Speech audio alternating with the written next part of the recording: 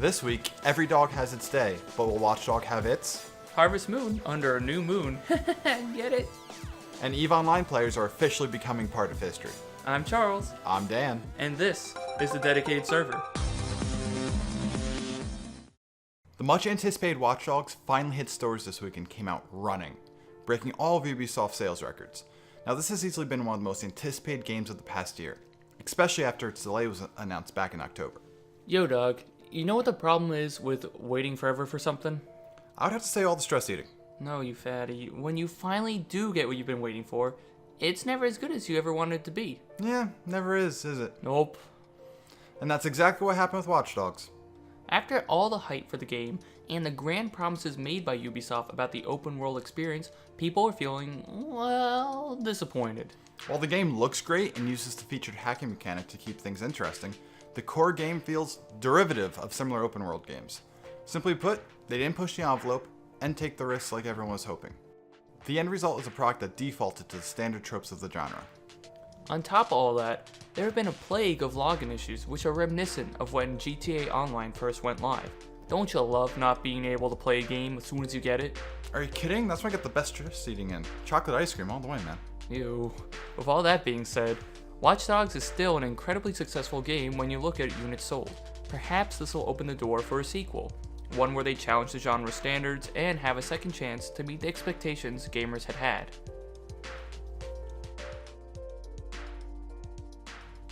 Hey Charles, guess what? What? There's a new Harvest Moon game. There's a new game that involves harvesting crops, tending farms, raising livestock, and unsuccessfully proposing to this chick. なんてな?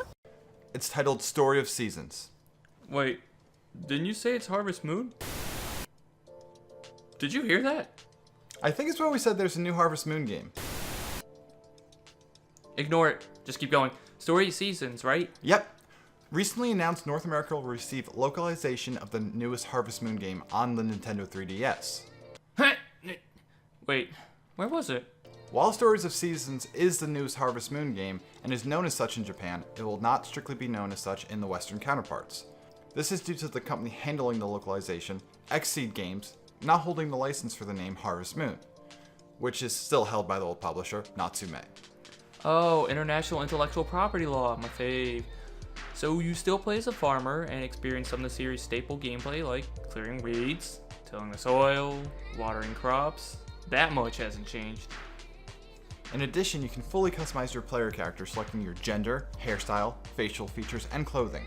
Utilizing Nintendo 3DS Street Pass, players can send each other their profile information and become characters within each other's games. Need a vacation? Just visit someone else's farm and farm for them. That's some good-ass R&R right there. Release date, Dan, I need some of this.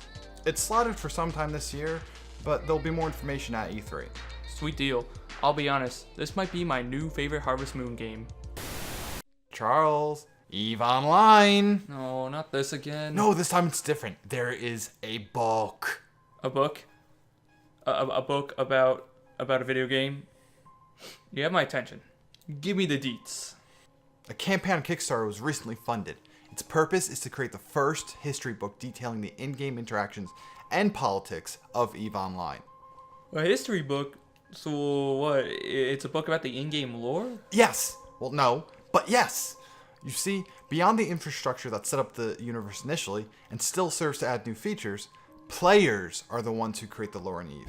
These capsuleers are considered demigods, whose actions can ripple across the galaxy. So, this book is being written about how players have shaped EVE Online. How exactly do the players or capsuleers write the lore? Well, outside of the starring solar systems, almost 80% of the galaxy is considered nullsec. What this means is there are no built-in systems of protection for pilots. People end up forming massive alliances and factions to fight over the space and the resources they provide. In doing so, massive wars have broken out, resulting in the largest multiplayer battles of online gaming. Whole areas of the galactic map will change colors overnight with the fall of a player-established superpower. It all ends in an experience that isn't about objectives or bosses, but about making something for yourself with other people and fighting to protect it.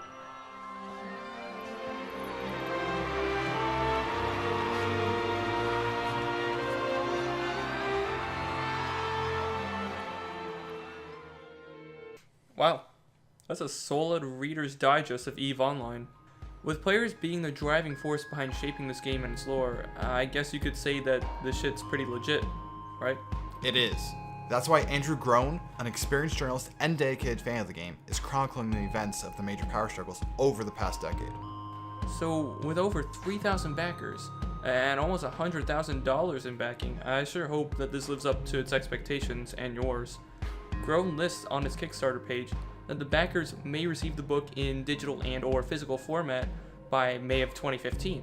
So I suppose there is at least a year until anyone will have their hands on History of the Great Empires of EVE Online, as it's titled. I can't wait. Want me to read it to you? No. You sure? Yes, I'm sure. Go away, Dan. So what do you guys think? Did Watch Dogs meet your expectations? Let us know what you think in the comments below. And make sure to like and subscribe and click here for some of our older videos. Also, Dargan has a surprise for you. I'm Charles. I'm Dan. And this is a Dedicated Server.